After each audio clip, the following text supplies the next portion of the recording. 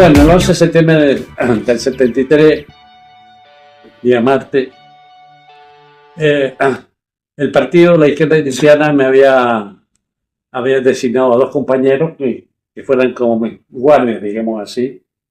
Ellos alojaban en mi casa, junto a mi mujer y mi hija, mi primera hija, que en ese momento tenía 6 meses.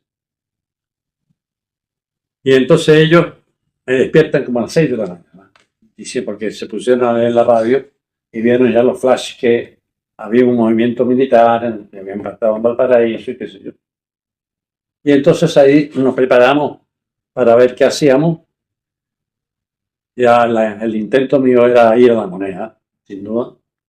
Pero al mismo tiempo sabíamos que habíamos en la izquierda cristiana acordado que en una instancia de esa naturaleza, todos los que pudieran llegar a la industria FENSA. En el Cordón Cerrillo. En el Cordón Cerrillo, exactamente. A los llamados cordones industriales. A los llamados cordones industriales, se llaman cordones cerrillos, una fábrica que había sido intervenida. Entonces mi intención era, sin embargo, ir a La Moneda. Me parece que como ministro yo debería ir a La Moneda. Y entonces partimos temprano, debe haber sido poco antes de las 8 de la mañana, partimos en el auto del ministerio, lo tenía yo, y partimos hacia el centro. Yo vivía entonces en Colón arriba, cerca de Colón con Manquehue. Entonces me pareció mejor irme por Avenida Mata y llegar a la altura de La Moneda y de ahí enfilar hacia La Moneda. Y cuando íbamos por la Avenida Mata, de repente vimos que tanques estaban bloqueando algunas pasadas hacia el centro. Y entonces yo asumí de que ya no podía llegar a La Moneda. Después supe que no es que esos tanques eran del blindado 2, que está cerca ahí, que habían sido los que hicieron el pregolpe, ¿no es cierto?, el 29 de julio. Justo en casa. ¿No? Y estaban para defender su propia unidad militar, digamos, ¿no? Pero yo pensé que ya esto significaba que no había ninguna posibilidad de llegar a La Moneda, y entonces con los compañeros que estaban conmigo nos dirigimos a FENSA. Y llegamos allá, y allá primero tratamos de conectarnos con el resto de los partidos de la Unidad Popular para tratar de tener una actitud unitaria entre todos, pero no nos fue posible. Y al poco rato empezamos a ver el bombardeo de La Moneda por televisión. Y de pronto vimos sacar al cadáver del presidente de La Moneda, ¿no? Con lo cual ya nos dimos cuenta que... Pero se juntó mucha gente ahí en FENSA. Unas 200 personas, sí, más o menos. Más los trabajadores de la empresa. Sí, pero los trabajadores... ¿Cuáles eran las pretensiones? Era estar juntos para tomar cualquier decisión que Ya. no. Porque, claro, si estamos todos cada uno en su casa, digamos, no hay ninguna acción colectiva posible, ¿no? Sino que era juntémonos y veamos qué podemos hacer. El presidente lo sacan tapado con una especie de gran frazada, gran manta, que tenía de lana a cuadros rojos y blancos. Y después del almuerzo del día en que yo me invitó a almorzar, también en ese almuerzo estuvo Augusto, sí, exactamente. Y nos pusimos para jugar ajedrez los dos, mientras el presidente se sentó al lado y se puso a dormitar, ¿no? Y se tapó los pies con esa taza. Entonces para mí fue muy impresionante ver que esa taza ahora lo sacó. Bueno, y de ahí entonces, como hubo un toque de queda como a partir de las 6 de la tarde, ese día, poquito antes de las 6 de la tarde, decidimos partir. Y ahí aparecieron los listados de las personas que eran del gobierno y que tenían que entregarse. ¿Tú aparecías en esos listados? Los bandos que eran. Los bandos. Los bandos, sí, no aparecí nunca en ese listado. Nunca. Mira. No, nunca aparecí en ese listado. Y por supuesto no me presenté, ni tampoco me había presentado, pero siempre, evidentemente, yo sabía que por prudencia no era posible volver a mi casa, ¿no? Tú terminaste en Dawson. Entonces, ¿cuándo caes detenido por primera vez? Ya, entonces yo caí detenido el día 10 de octubre, o sea, prácticamente un mes después. Ese mes estuviste escondido. Estuve escondido, pero yo no tenía un escondite propiamente tal, sino que empecé, por ejemplo, de ahí nos fuimos con Juan Enrique Níquel a casa de un compañero socialista que yo lo había conocido en Cuba y que me había dicho que cualquier día que yo lo necesitara también Ya. fuera para allá. Y nos fuimos a la casa de él. Pero me di cuenta cuando amanecimos de que la familia está muy, pero digamos, nerviosa por nuestra presencia. Claro. Sí. Y era muy tarde. Y entonces, Claro, tenía un ministro Salvador Allende en la casa el día después del golpe. sí. Entonces era muy gracioso. No, sí, claro, claro. Entonces, sí recuerdo, creo que yo fui a la casa de un compañero de curso de mi colegio, que era hijo de un senador de derecha muy famoso. Era hijo de don Francisco Bulnes Sanfuentes. Ah, mira. Mi amigo se llamaba Cristian Bulnes Ripamón. Y él me alojó como 3 días. Mira. Y después después me fui a casa de mis padres, que vivían en una parcela en Paine. Ya. Y fue la única vez que yo me junté con mi mujer. Y de ahí, En esa parcela. y parece que ahí se engendra mi segunda hija, No. ¿no? Porque después yo no me junté con ella hasta mucho tiempo después, cuando ella ya estaba por nacer mi segunda hija. Y fui después a casa de una hermana mía. Terminé en casa de ella porque en casa de ella a la 1 de la mañana rodean toda la casa. Una carabineros, pues, una micro entera de carabineros rodean la casa. Yo tenía rutas de escape, ¿no? Que yo había preparado, pero cuando estaban todos rodeados tenía por lo menos 80 carabineros y 60 carabineros rodeando la casa, imposible escapar, ¿no? Y ahí me tomaron Ahí te preso atraparon en la casa de tu hermano. de mi hermano, claro. Mi hermana vive hasta hoy día y se acuerda claramente de Pareciera que esa noche. detención fue el resultado de una publicación en la revista Ercilla que señalaba que tú habías sido visto con una caravana armada el día del golpe de Estado. Sí, sí, efectivamente, después del golpe, Óscar Bonilla, que era el general Bonilla, Sí. que era el ministro del Interior, el primer ministro del Interior, el nombrado Pinochet, y que después Pinochet, y que era de alguna manera el general más cercano a la democracia cristiana, porque él había sido edecán de Frei Montalva, edecán de Frei Montalva. Y por esa razón después Pinochet desconfiaba mucho de él y después lo mató haciendo que un helicóptero se cayera dándole bola. Entonces él visitó Fensa, Óscar Bonilla.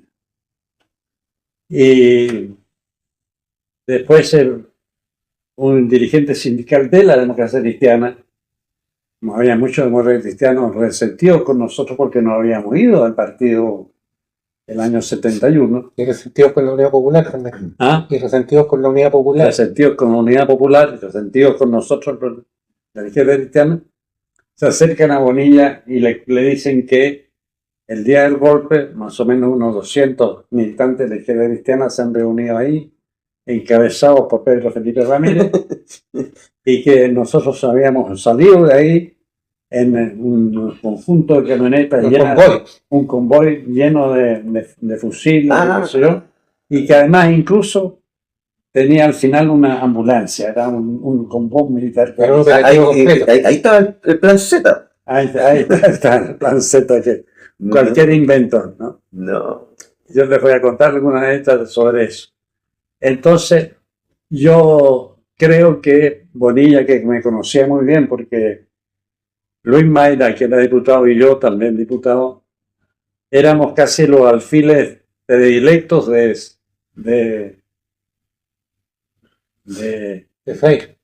de Freddy Montalva, ¿no? Nosotros entrábamos por la Moneda como Pedro por su casa y Bonilla era decana. Claro. Entonces no lo habíamos conocido muy bien. Entonces Bonilla yo creo que no creyó ese cuento. Ya. Y él no hizo nada. Pero días después en la revista Arcilla sale un pequeño parrafito en que cuenta Esa historia. esta historia de que le acerqué a Bonilla. Del convoy Claro. con armas. Que en esos tiempos habría que aclarar para los que nos van a estar escuchando, que en esos tiempos además la revista sí era una revista orientada o controlada por la democracia cristiana. Básicamente lo encontraba por la democracia cristiana. Y entonces sale esta historia en una nota pequeña, no era una nota importante, pero la inteligencia militar obviamente leía todas estas cosas para sacar alguna conclusión, alguna información. Y lo que sí puedo contar es que esa noche misma allanan mi casa, ¿no? Cosa que Y la imputación parecía grave, ¿no? Era un convoy armado. con voy armado, claro. Y desde luego, ¿Y quién Bueno. escribía eso? ¿Quién escribió el parrafito? una periodista, mira, que después ella se pasa para nuestro lado, Ya. porque tiene en primer lugar una experiencia familiar muy dolorosa, y es que su padre, que era un dirigente sindical muy importante de la Sociedad de Establecimiento Educacional, de construcción de establecimientos educacionales, Ya. fue tomado preso y desaparecido. Mm. Estamos hablando de Patricia Verdugo.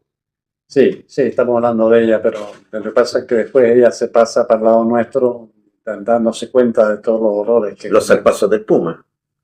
ella Escribe los escribe los zarpazos del zarpazos Puma, del claro. Usted sabe que ese militar fue otro decano de ¿Arellano está? sí, Fue de Defensa Sergio Arellano de está. Fray Montano. O sea, yo lo conocí a los dos. Es que Arellano Stark, él fue a la escuela norteamericana de Panamá a hacer y a mi juicio ahí lo contrató la CIA. Lo capturó, lo captó la CIA. Y obviamente, tanto el Plan Z, que fue también inventado por Estados Unidos, por la CIA, Sí. como la Caravana de la Muerte, dirigida y llevada adelante por Arellano Stark, tenía un propósito fundamental. Y era el propósito de hacer ensangrentar. ¿Con qué objeto? Con el objeto, en primer lugar, de que hubiera una reacción importante del mundo militar, que ante al ensangrentar, la izquierda iba a sacar sus armas, ¿verdad? Y entonces todas las Fuerzas Armadas se iban a defender frente a la agresión de los ultraizquierdistas. Claro. Habíamos quedado que Pedro nos iba a contar una anécdota de la escuela militar. En la escuela militar. Entonces empiezan a hacer una serie de preguntas muy saltadas, muy raras. Y de pronto me dicen, bueno, lo sabemos todo, pero usted cuéntenos en detalle porque queremos que nos cuente. Queremos que nos cuente sobre el plan Troya. Y ahí yo caí en forma de dónde sacaban todo esto.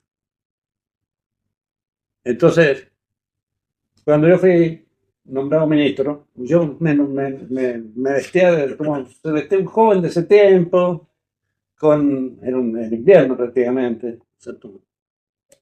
Julio, invierno, con Un abrigo. con una parca, ¿no es Sí. cierto? Sin corbata, ¿no? Etc. Y un día el presidente me llama la atención.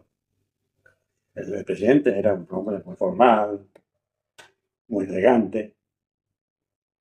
Y me llama la atención y me dice, pero Felipe, perdone que le diga, pero usted es ministro. Por eso que es importante, presentación, vaya de acuerdo, tienen que ser jóvenes. Le dije, presidente, no se preocupe, porque yo estuve recién con Lucho Maina, estuve en Punta Arenas, y allá hay una empresa textil muy buena de lana, y compré unas cortes de tela de Suiza. para hacerme unas chaquetas buenas y qué sé yo, así que las voy a mandar a hacer donde un sastre que es un sastre de la familia, de nuestra familia, que siempre a mi hermano, a mi papá le hace de apellido Troya. Entonces ahí me di cuenta que estos tipos lo que pasa, estaban haciendo preguntas porque me habían sacado el directo de cheque. Son todas las naciones de cheque, tenían los cheques y entonces estaban preguntando y preguntaron Troya de repente, y pues, entonces plan Troya. Y entonces yo les contesto y les digo, ¿Habías financiado el plan Troya tú con el cheque? no sé, cuéntenos, lo sabemos todo, pero usted. Entonces yo le respondo y le digo, Troya no es un plan, es un sastre. Y les cuento la historia, pero lo interesante fue que cuando yo lo veía como hacían todo el esfuerzo para no reírse, porque no podían echar la chacota. Entonces Claro. me levantó él desde el primer piso donde estaban Sí. interrogándome, me llevó al cuarto, me llevó a la pieza, hizo pasar al guardia que estaba en la puerta, digo que se sentara delante de mí, que yo me sentara en la...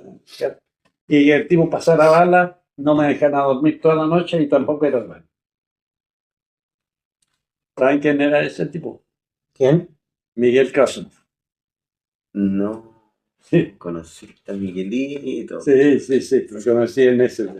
O sea, era brutal desde No te- el no- primer no, día. ¿cómo haces la relación después? Porque lo viste solamente una vez. No, sí, ¿Cómo haces? lo vi más veces. Yo Ah, así y porque, te pero quedaste- siempre en la escuela militar, no, siempre en la escuela militar. Ya, Porque yo en la escuela militar estaba solo en la pieza. Una Ya. pieza con un baño interno, o sea, solo. Éramos 5 los que estábamos en ese momento, porque los otros ya estaban en Dawson. Estaba Luis Corralán, estaba Anselmo Zule, Julio Estuardo, y estaba también el Temuco, ¿cómo se llama? Que hoy día vive, era diputado, Camilo Salvo. Éramos 5. Cada uno estaba en una pieza distinta. Hermano Corralán que lo tenía en un baño abajo, ya. ¿no? Pero los otros. Y entonces yo estaba aburrido todo el día. En primer lugar nos levantaban súper temprano. Nos levantaban temprano. Teníamos que a las 6 de la mañana nos levantaban como si fuéramos conmigo. Y estábamos listos a las 6:30 y teníamos que esperar hasta las 8 que nos traigan el desayuno. Ya. Y bueno, entonces yo, no sé, a pesar de que me habían quitado todo, me quitaron el reloj que me había regalado mi suegro. Era un Omega maravilloso de lo antiguo, ¿no? No esto de cuarzo, sino que de Sí, mecanismo, sí. qué sé yo. Y que me lo quitaron y después nunca lo devolvieron. Se quedaron ellos con el reloj. Entonces, me dejaron pasar unos chicles. No sé, yo nunca fui muy partidario de los chicles, pero parece el hecho es que con los chicles yo hice la figura de un ajedrez. ¿No? Entonces yo jugaba ajedrez conmigo mismo, cosa que había hecho siempre conmigo Ya. mismo. Y un día entró Krasnov a la pieza y vio esto. ¿Y qué es esto? Pues me dije, me voy a preparar antes de mi papel, y lo hago todo, y lo hago todo. Y después lo hizo por segunda vez porque yo hice, y después ya no hice más de esas cosas para que me agote más. Ahí lo vi por primera vez. La vez que lo vi más agresivo fue. ¿Y cómo tú sabes el nombre? ¿Ah? ¿Cómo se sabe el nombre? Cuando tú eres prisionero, ¿cómo tú sabes el nombre de...? No, en ese momento no sabía cómo se llama. Ya, perfecto. No, lo supe después porque Claro. vi la fotografía del tipo. Ah, ya. El tipo se hizo famoso. Además, Sí. se hizo famoso, entre otras cosas, porque para el día del golpe, bueno, podría contar muchas cosas sobre el día del golpe, más que no son. Para el día del golpe, la única unidad militar que en Santiago sale al golpe, ¿sabes quién es? La escuela militar. Y salen los alféreces. ¿Sabes dirigido por quién? Por caso. Mm. Carlos era un tipo que odiaba a los comunistas porque él era descendiente del ruso judío, ¿no? Que el abuelo había sido asesinado en la guerra. Él era de las guardias blancas anti-bolcheviques, ¿no es cierto? Y como venido O de sea, la él guerra, cuenta que los bolcheviques lo mataron. claro, él cuenta. Era defensor Entonces de... él tenía esa. Claro. tenía herida histórica ahí, y él para que matar comunismo. Por eso que el tipo tiene, ¿sabes tú cuántos años tiene? Como 1000. 920. Porque sabían que al día siguiente me llevaban a la Academia de Guerra Aérea. ¿No? La Academia de Guerra Aérea. La Academia de Guerra Aérea es donde habían estado presos y torturados. Y se creó la Academia de Guerra Aérea para eso, ¿no? Cuando descubren que se había organizado previamente un grupo de oficiales y suboficiales que querían resistir la participación de la aviación en el golpe de Estado. Y entre ellos cae el general Alberto Bachelet.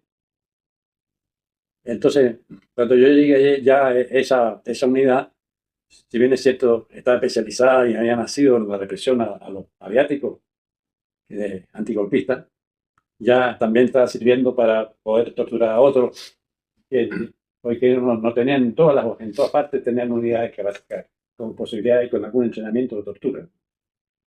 Entonces por eso me llevaron para allá. Y yo cuando entro allí empiezo a sentir quejidos. Desde luego yo estaba, desde antes de salir de la escuela militar, me daron la vista.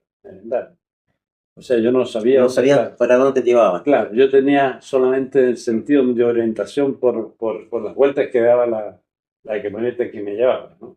Yo sabía que estábamos yendo hacia la cordillera, ¿no?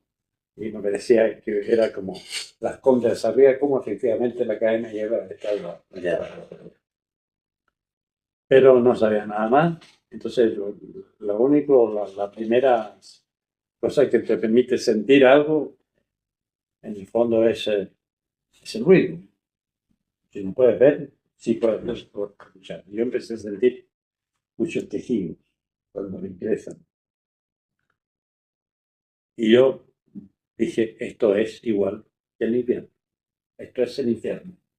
La sensación de estar en el infierno, de que te han traído al infierno. Estabas llegando al infierno. Estaba llegando al infierno. Con su oficial. ¿Y ahí sufriste torturas? ¿Dónde? ¿En la Academia de Guerra? Ahí sí, claro. Ese es un centro de tortura. Para eso me llevaron para allá. Te llevaban por una parte que tú sentías que era un espacio muy grande y después te llevaban a un espacio muy chico, y ahí entonces había una camilla, ahí te desnudaban y encima de la camilla y te empezaban a poner los electrodos, ¿no? La parrilla que le llamaban. La parrilla, claro. Pero en este caso no era, por lo menos en ese caso, no era de somía de fierro, digamos. Ah, ya. No, era Te ponían electricidad directa. electricidad directa, sí. Con varios nodos, digamos que te traen en todas partes, ¿no? Desde la 100 hasta abajo, ¿no? El que más me afectó porque te lo ponían también en los genitales, ¿no? Pero realmente uno piensa que los genitales son entonces no son más nomás. El que más me afectó a mí fue el de la 100. El de la 100, claro.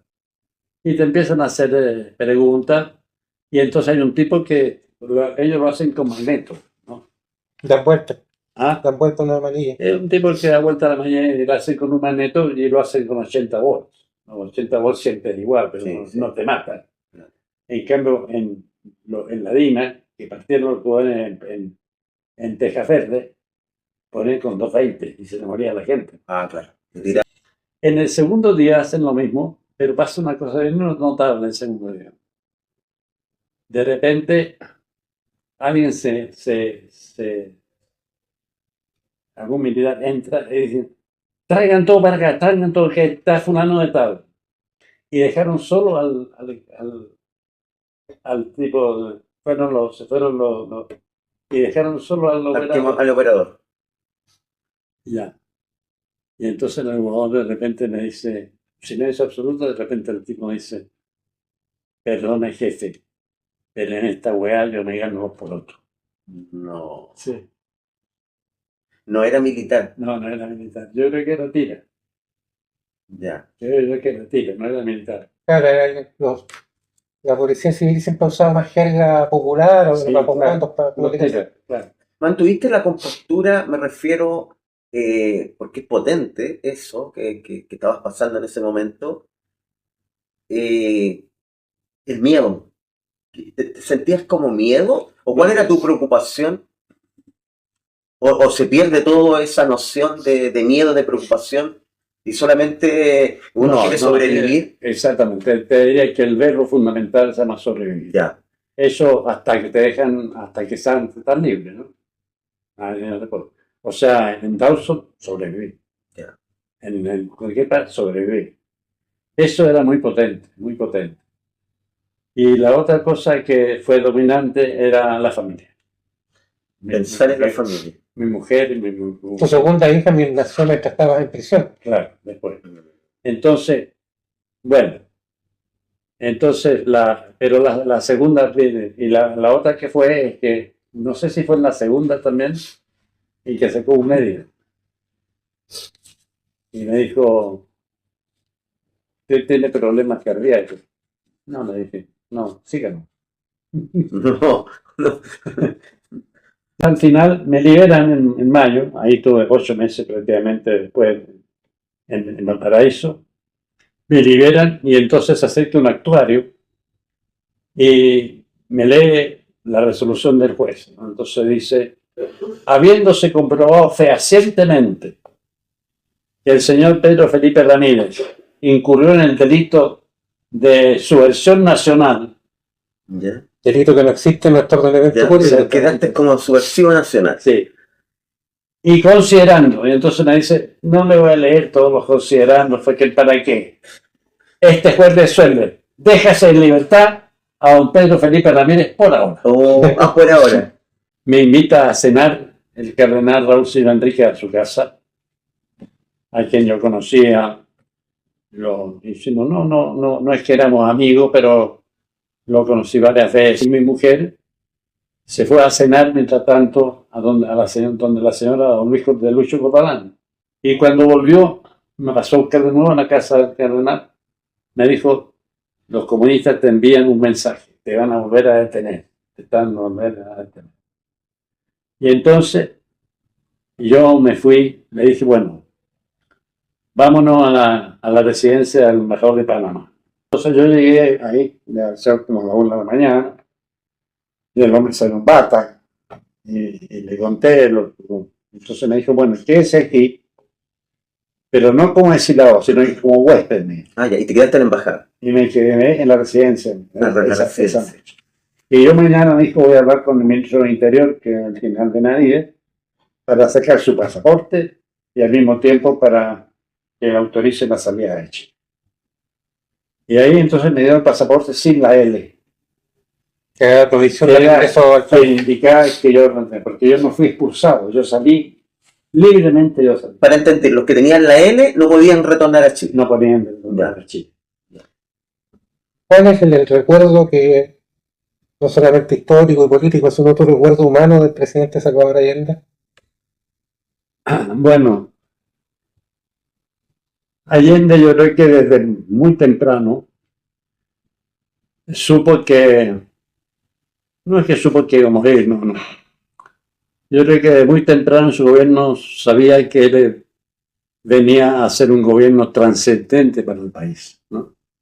Que él su programa y su vocación, digamos, era efectivamente hacer una transformación estructural muy importante, que se radicaba básicamente en la nacionalización del cobre, en la profundización de la reforma agraria, en la aniquilación de los monopolios fundamentales del mundo industrial y comercial, y en la creación de un nuevo orden social, ¿no es cierto?, sostenido en los trabajadores y en un Estado fuerte que pudiera al mismo tiempo apoyar un proceso de creciente igualdad que se comprometía el gobierno a tener con los trabajadores y la gente más desvalida del país. Yo creo que él siempre estuvo consciente de que ese programa era muy importante para el país. Ustedes saben que existía una carta de Kissinger dirigida a Nixon, presidente de Estados Unidos, en que le informa sobre los peligros de que Allende triunfe y fundamentalmente señala el peligro respecto de el efecto demostrativo que, siendo Allende el primer partido con apoyo comunista elegido en una elección democrática en el mundo, y que eso tenía un efecto demostrativo muy peligroso para Estados Unidos en por lo menos 3 países de Estados Unidos, de Europa, que eran el principal aliado de Estados Unidos cuando se la OTAN y todo el cuento, que eran básicamente países donde el Partido Comunista era muy importante, que es Italia, Francia y España, ¿no? Estados Unidos se jugó entero por, primero, tratar de que no saliera primero en la elección, segundo, tratar de que la democracia cristiana no apoyara lo apoyara en la elección del Congreso Pleno, y en tercer lugar, hacer todo lo posible por darle un golpe de Estado. Yo, incluso mucho tiempo después, recibí un acta del encuentro entre Nixon y el entonces dictador brasilero en la Casa Blanca, donde un acta en la que Nixon le plantea que lo que hay que hacer es provocar el derrocamiento de Allende, y cínicamente le dice: nosotros no es mucho lo que podemos hacer, pero ustedes, los brasileños, ¿no es cierto?, Mira. sí tienen la posibilidad de llevar adelante acciones. Eso demuestra que Estados Unidos se la jugó entera, ¿no? Y además con una alianza estrecha con toda la derecha chilena. Pedro Felipe, te damos las gracias, tenemos que despedirnos. Muy entretenido esta vuelta al pasado. Nuestro periodístico fue hacer un encuentro histórico. Claro, y que es grato escuchar esto, y sobre todo de una persona que lo vivió en carne propia y que tuvo esa felicidad de compartir. Vivió para contarlo. Claro, y que vivió para contar. Así que muy agradecido. No, yo le agradezco a ustedes. Muy agradecido. Yo le agradezco a ustedes porque yo creo que es muy importante que esta historia no se pierda, que se siga recordando. Y me parece el día que hay mucha gente joven que se interesa mucho por conocer este tiempo que ellos no vivieron. Hay que pensar que mucha gente que tiene menos de 50 años